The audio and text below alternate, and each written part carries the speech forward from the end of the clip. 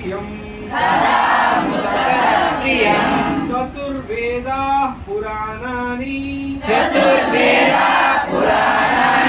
सर्वोपनिषदस्तथा रामायणं भारतं च गीता सद्दर्शनानि च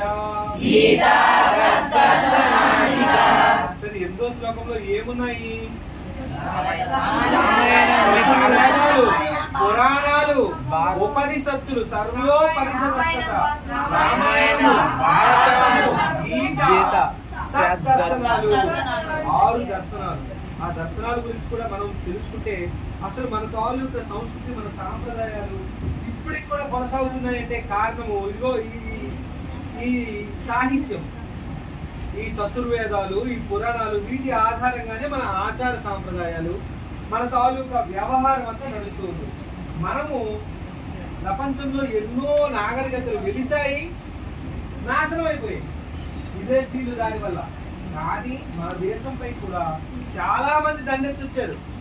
మన తాలూకా ఈ సంస్కృతి నాశనం చేయగలిగారా? ఈజిప్షియన్ సంస్కృతి, ఇప్పుడు మనకి ఈజిప్ట్ పిరమిడ్లు మాత్రమే మిగిలాయి. వాటి సంస్కృతి ఏమైనా ఉందా?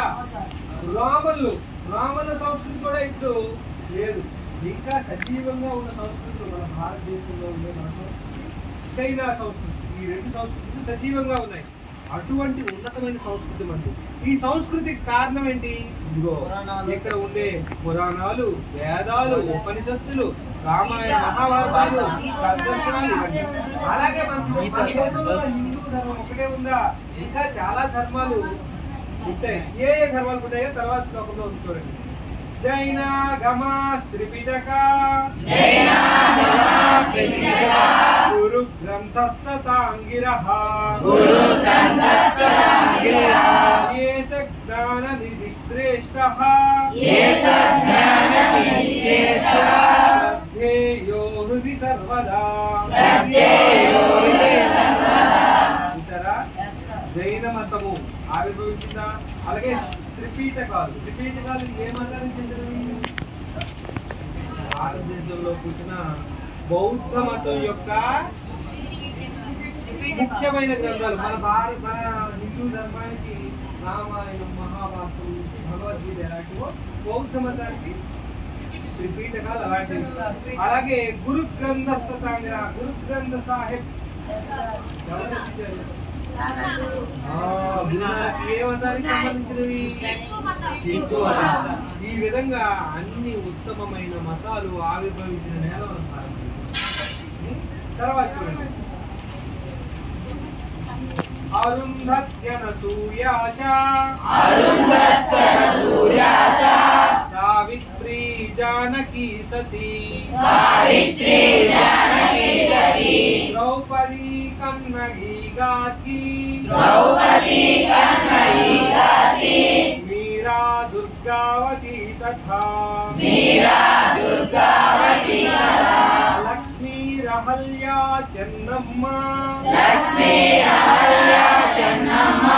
రుద్రమాంబా సువిక్రమా నివేదితా శారదా చ ప్రణమ్య మాతృదేవత. ఈ 2 శ్లోకాల్లో మాతృమూర్తుల గురించి చెప్పబడింది.